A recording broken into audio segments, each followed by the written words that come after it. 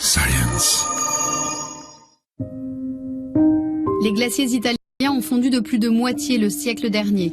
Aujourd'hui, l'Italie compte 903 glaciers sur une surface de 370 km².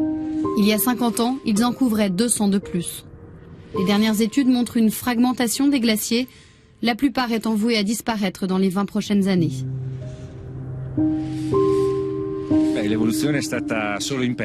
Le glacier continue à se retirer. Il a perdu 80% de sa surface. La majorité de ces 80% ont fondu après les années 90, et en particulier ces 15 dernières années, où le rythme de fonte a doublé par rapport à la décennie précédente.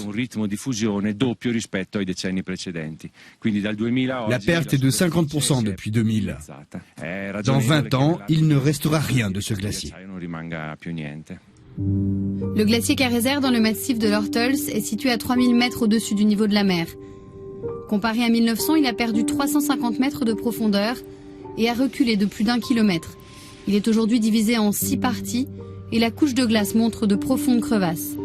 Ces 5 dernières années, le niveau de glace a chuté de 4 mètres, même si les 2 derniers hivers ont été assez froids et neigeux.